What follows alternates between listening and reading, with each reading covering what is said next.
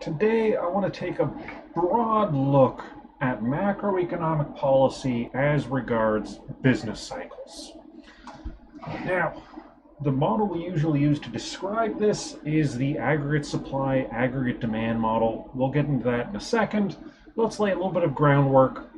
So very often in your careers, you will see graphs like this where we move across time and then we've got some variable. Right, so the price of Apple or whatever. Here we're thinking about real GDP.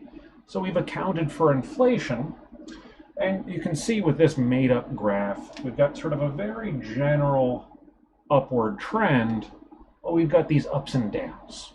Right? These ups and downs are what we're concerned with when we're thinking about business cycles. And we're concerned about both. Because if we're going above the long run trend, that's not going to be sustainable and it's going to result in problems. If we're below the trend, that's pretty obviously bad because it means higher unemployment, means that things are just not working like they're supposed to be. This is sort of obviously bad, but economists are concerned about the upswing also. So one view of the role of macroeconomists or the government or whatever in trying to manage the macroeconomy is trying to smooth out those ups and downs. Now, we do have to ask a question. So one possibility is if we smoothed out those oscillations, is there going to be some sort of a cost to that? So one thing we might worry about is that we smooth them out, but we reduce our long-run growth. If we're reducing our long-run growth, that's not a big deal in the short run, but it could make a big difference over a long period of time. And so how are your grandkids going to live? If their life looks a lot like ours, that's not the end of the world, but if it could be 10 times wealthier than ours, then smoothing out those ups and downs might be something that we really don't want to do. Personally, I think another thing we have to ask is, are there other things we're getting out of those ups and downs? So things to do with the overall health of the economy. To me, the more I learn about things like, say, forest fires and ecosystems, the less straightforward it seems to me like smoothing out those ups and downs is as good an opinion, as good an idea as you might think. That said, my opinions on this are maybe a little bit out there, a little bit heterodox. So let's look at what the mainstream view is, because that's where we should be starting. So we're thinking about business cycles, and those business cycles we're concerned with are ups and downs along the long run trend. Big caveat there, we want to make sure that we aren't pulling down that long run trend. Those other things I'm thinking about are, let's say, advanced topics. So don't worry too much about those right now. So we're going to think about two big types of policies. Monetary policy is what's done by the Federal Reserve. Fiscal policy is what's done by governments using taxing and spending. So here we're affecting the money, the whole money system.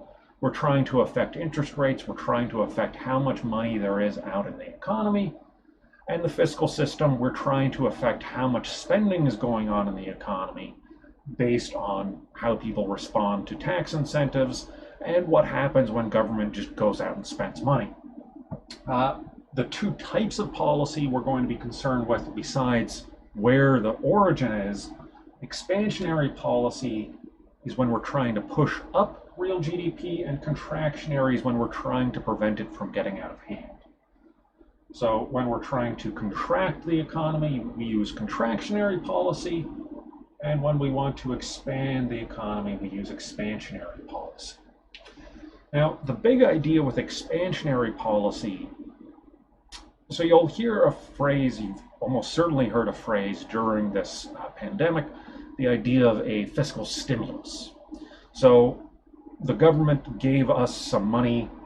They gave us some money back. It was our money to start with, but they gave us some money back with the hopes that we would be expanding the size of the economy by spending that money. If we're in something like what Harvard called the babysitting recession, that makes a lot of sense. That is a really good policy if that's the type of economy that we're in.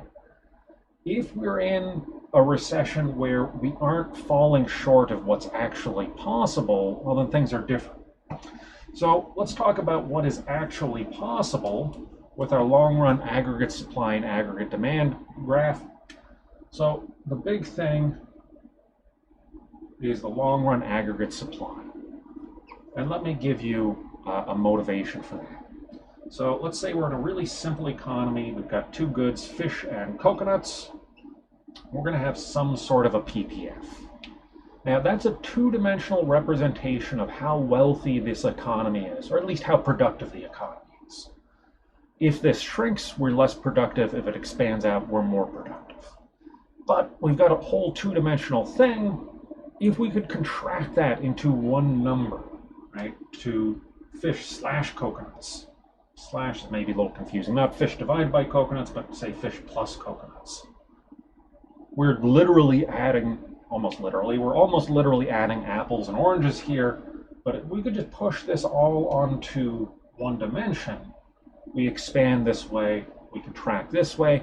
That's what's going on with the long-run aggregate supply curve.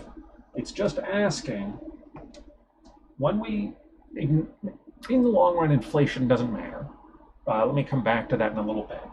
But in the long run, given the underlying economic reality, what is the amount of real GDP we can generate? I'm going to think in slightly different terms than in the marginal revolution videos.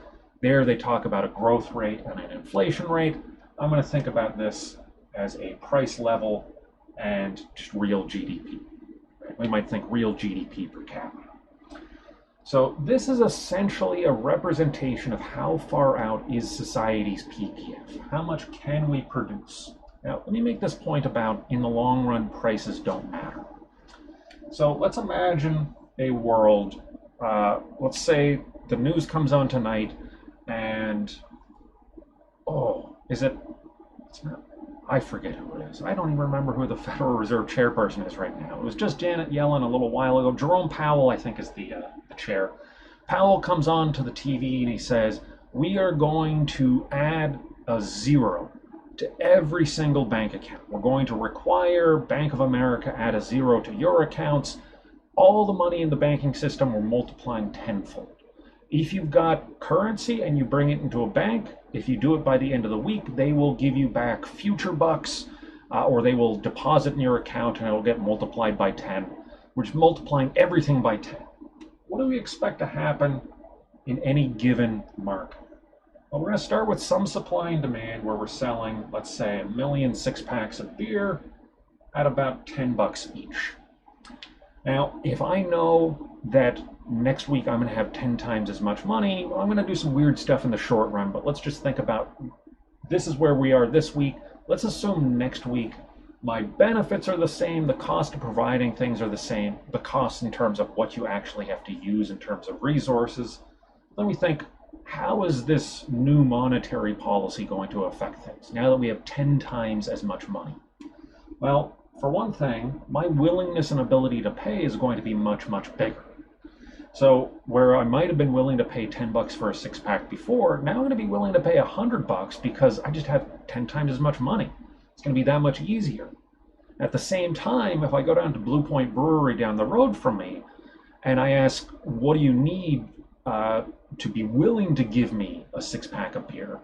They're not going to be giving it to me for $10 anymore. They're going to say, well, we got all this money, we're rich now, so we're not going to work for a piddling $10 a six-pack. We'll sell it to you for $100 a six-pack.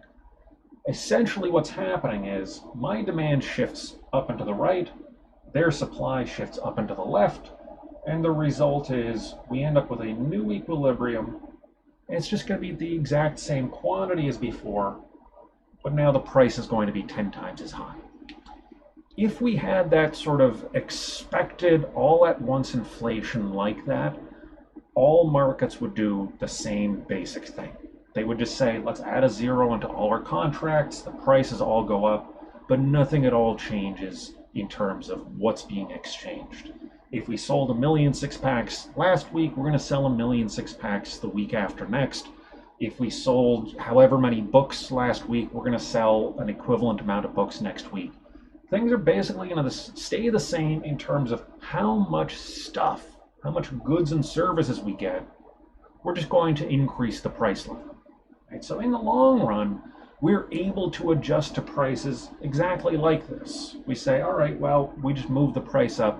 There's more money chasing the same amount of things. The price level goes up, but we still have the same amount of stuff. So there's our long run aggregate supply curve. Let's build out this model. Price level over here. Let's keep that from spilling over. And long run aggregate supply like this. Now, that's fine in the long run. Let's talk about the short run. So in the short run, first thing we're asking about is aggregate demand. And this is basically spending. And we can think about this as spending in terms of consumption goods, investment goods, government services, or net exports. I'm going to push aside net exports because, now, in America, it's a smaller portion of our economy. We're a big economy, so we just don't need to import stuff as much as, say, Liechtenstein does. And it's just easier, right? So we're thinking here GDP equals C plus I plus G. And when we're thinking about how we might spend, well, the easiest thing is with fiscal policy, just directly increasing government spending. Okay. Before we get there, before we think about shifting the curves, the other big curve we're going to have is going to be short-run aggregate supply. So aggregate supply and aggregate demand are kind of like supply and demand for everything all at once, right? We're just lumping everything together. We're aggregating a bunch of stuff. Now, funny stuff happens when you aggregate, so there's some art to interpreting this stuff, but we're thinking about just more stuff in general, all else equal, and that all else equal is where things are going to get a little bit funny, right? But again, that's advanced stuff. Let's just think about the basic model as it stands. So aggregate supply, this is basically us making and selling stuff. So this is production. And we start in some sort of a short-run equilibrium. This is us doing things as we're supposed to. Our quantity for this equilibrium is on the long-run aggregate supply. Sometimes we'll call this potential output. Sometimes we'll call it full employment, meaning we are employing all of our resources, not 100%, right? So in terms of unemployment, we might have an unemployment around 5% when we are at full employment. If we have unemployment rates of 1%, we are probably beyond full employment, right? Because normally we expect it to take time for you to leave one job and get into another, or if you get fired because your boss went out of business, it's going to take you time to find a new job, or if you graduate from school, it's going to take time to find a new job, or if you're hiring people, it's going to take you some time to find employees. We never expect 100% employment. Everyone looking for a job finds it immediately. So if our unemployment is too low, that's a sign that we're sort of pushing beyond our PPF. Right? So fish and coconuts, we've got what we can actually do, but if we're out here, we might be able to get there a little bit for the short run, but we're going to bounce back to the inside because this is not a sustainable position. Right? The metaphor I like to use is if we're beyond our long run aggregate supply, this is like if you just start eating Adderall.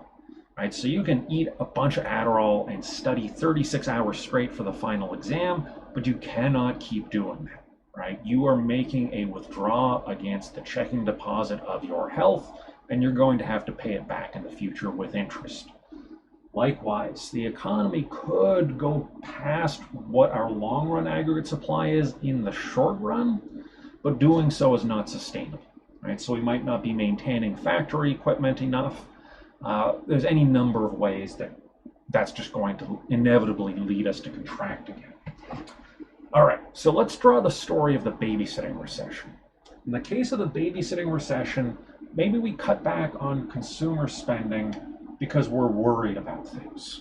Right? So call this animal spirit. So maybe consumers are just worried that something bad is going to happen. So they say, maybe instead of buying a new car, maybe what I want to do is just stash away some money for a rainy day. So people stop spending quite so much, but then the downside there is if I stop spending, I'm not hiring you anymore. Now you have less income, so you stop spending because you don't have any income. So you stop hiring me anymore. Now I don't have income, so I stop hiring this other person over there, and it creates a positive feedback loop. More unemployment leads to more unemployment, leads to more unemployment. So if we have this contraction in spending, we'll call that AD prime, this little quotation mark to indicate that we've shifted from the original spot. Now we move to a new equilibrium.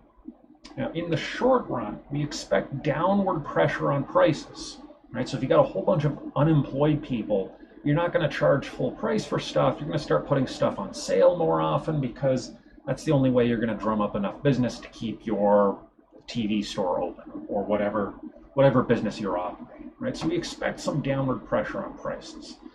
You'll see in the videos that we might not be able to push down prices as much as we'd hope. Right? So one sort of slightly weird thing is, especially in labor markets, people are really hesitant to take a nominal wage cut.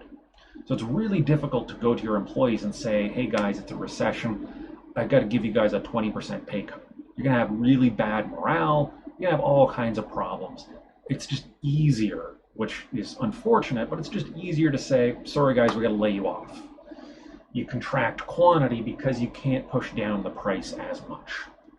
So in this case, we have a gap between potential output, what we could be doing, and where we are. So we call this a recessionary gap, and we want to close that gap. So how do we close that gap? Well, there's two ways we can get back to long run, back to this quantity. One is the supply curve shifts, and one is we move the demand curve back. So before the 70s, macroeconomists basically thought, the government can just spend more, we can push the aggregate demand out, no problem. Actually, there's two ways we might do this. One is directly spending more. So we start building bridges or the Hoover Dam or something like that. And that's going to directly increase GDP because we are literally increasing dollar for dollar by the definition of GDP. Right? So we can push back this way. Now, in microeconomic terms, when we've got the government spending money, we want to be skeptical. They might not be spending it wisely. They're almost certainly not going to spend money on you as wisely as you would spend the money yourself on you. So another thing we might do is, rather than increase the government spending, we might cut taxes. So now you've got a little bit more of your own money in your pocket than you otherwise would.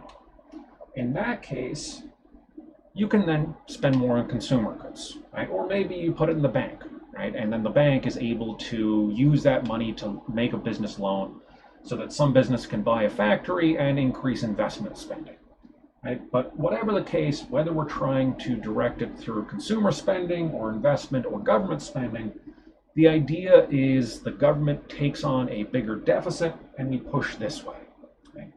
So expansionary fiscal policy, basically what we've got is cut taxes or boost spending. Now, we talked a little bit last class about how political incentives can distort economic outcomes.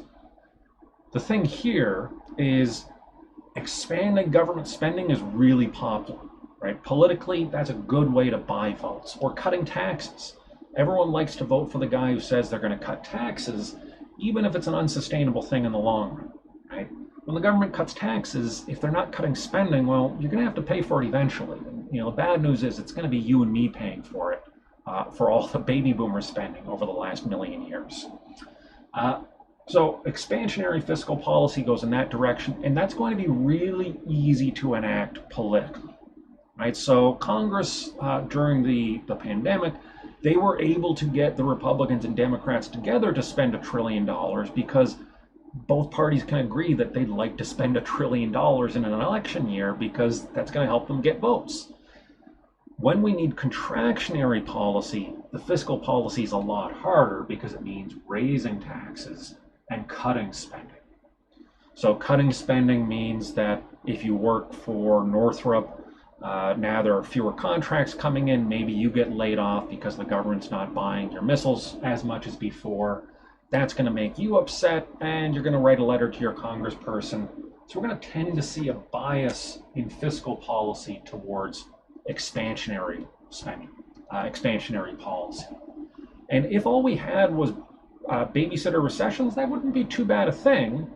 The trouble is, if we overexpand, we'll call this AD double prime. If we overexpand, there's going to be upward pressure on prices. We're going to expect inflation. This is basically what started to happen in the 70s. The government just kept on printing money, prices started to rise, and they thought we're going to push beyond our long-run aggregate supply. But what actually happened is you had a big short-run aggregate supply shift. People started to catch on, hey, prices are going up 10% every year. I'm not going to take this job that looks like it's a good paying job because I know that next year my real wage is going to fall. Right? So when people have expectations about high inflation, we run into really weird problems. Let me clean this up a bit. Now the other way, let's go back to the recessionary gap. The other way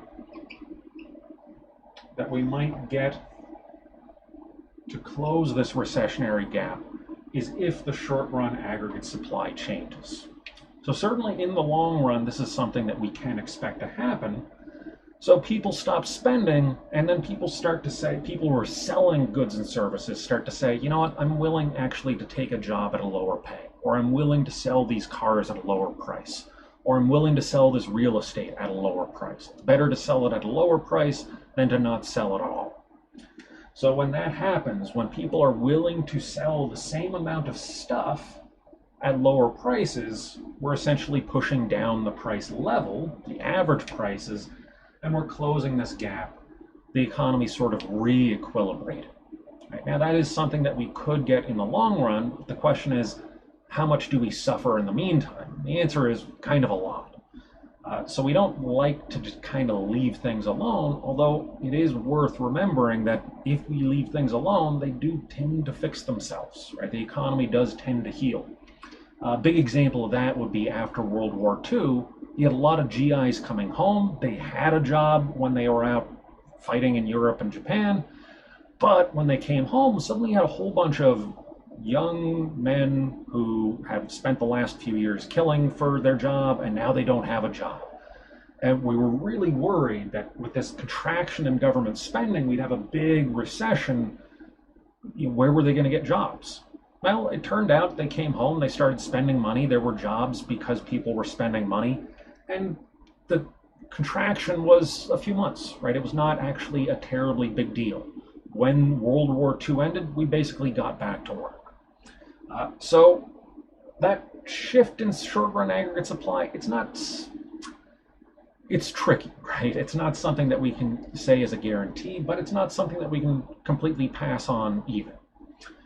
Now there is another aspect to this. This came up in the 80s, thinking about shifting the short-run aggregate supply. This was the supply-side economists. We mentioned one of them already, Art Laffer. And the thinking in that school of thought is, if we want expansionary policy, we shouldn't limit ourselves to only focusing on spending. We might also think about things that are going to make people more productive without necessarily asking them to do more or to accept lower prices. So I mentioned cutting taxes as a way to increase private spending, but it also has the effect of increasing supply in the private market. So I'm getting taxed right now, I don't know, I think my marginal taxes between state and local is like 30 or 40%, right? Some big chunk of my gross income. If my tax rate was something like 15% on the margin, I would be more willing to go out and sell my services as a consultant. Okay? Likewise, if you're running a business and you're paying big corporate payroll taxes or big just corporate profit taxes, corporate income taxes, and then we lower those taxes, you are going to be willing to expand your production because you are being rewarded more on the margin. And that's just as simple as our supply and demand graph. If we've got a tax and we cut that tax, we're going to increase the equilibrium quantity. So, expansionary policy, the very, very short version is we're trying to move from an equilibrium of the short run curves to the right, either by increasing how much we're spending or by increasing how much people are producing at whatever the current price level is. Fiscally, we do that by cutting taxes to increase private spending or just boosting government spending directly. If we are too far to the right and we want to contract, we raise taxes and we cut spending. Now, look up, if you Google Fred St. Louis, you'll find a Federal Reserve tool that's really useful. I think the textbook also describes how to use it. And look up just federal deficit. This is the difference between how much money the government brings in taxes and what they spend. And it's probably best to look as a percentage of GDP. And if you look at that graph, what you'll find is up until about 1950, we had a balanced budget. By 1950, there was sort of a shift in how economists were thinking about this. This was sort of the rise of Keynesianism, where we acknowledged that there is such a thing as the babysitting recession. Once economists think, okay, there is such a thing as a babysitting recession, and they go to the politicians and say, sometimes you need to do this stuff, then you got into this weird political bias where the government said, oh, you mean we get to spend money without collecting taxes for it? Great, let's go for it. And then when we were actually overexpanded, they said, nah, let's actually try and keep taxes down and let's try and keep spending up. After about the 1950s, the federal government in America stopped having a balanced budget. I think there were 2, maybe 3 years where we ran a surplus. Over basically the last 70 years. We're sort of perpetually adding to the debt. Now, that's not the end of the world as long as we're not adding to the debt faster than the economy is growing, but it puts us in a precarious situation. Now, monetary policy. Monetary policy, basically what it boils down to is trying to cut interest rates in the short run so that people are willing to invest more. Right? So if you think about something like building a new subdivision, that requires borrowing a lot of money up front and hoping you'll be able to sell houses 3 years from now, right? Or however long that process is between starting the project and actually getting money coming in. So in a situation like that, where you have a long time horizon for your plan, you're going to be really sensitive to interest rates. A little drop in the interest rate might make a big difference in your profitability. So trying to cut short-run interest rates is a good way to increase investment, at least in the short run. It's not an easier thing in the long run. In the long run, if you start, say, printing money, people start to expect inflation and they start to charge higher interest rates. This is what happened in the 80s. Banks expected a lot of inflation. If I expect a lot of inflation, I'm not going to loan you money unless you promise to pay me back enough for me to cover the cost of that inflation. But in the short run, that's a perfectly valid thing. So expansionary monetary policy basically boils down to printing up some money, and I say printing, but really it's just adding some zeros to some digital accounts to have the effect of pushing down the interest rate. Now, things have gotten a lot more complicated in the last 15 years, but think of it as print money, lower interest rates. That gets you 80% of the way there at 20% of the cost. Contractionary monetary policy, you're trying to increase interest rates, and that's basically to try and pull down the investment spending. Okay. You might also think about an easier example would be if interest rates follow down, you're more likely to borrow money to go buy a new boat, which is going to increase consumption spending. If interest rates are high, you're less likely to, say, buy a new car. Keep driving your old car a little while longer. That's a very simplified version of monetary policy, but it sort of gets you to the heart of it in terms of moving stuff to the left and right. Now, let's talk, well, actually, let's close it there. That's enough for right now.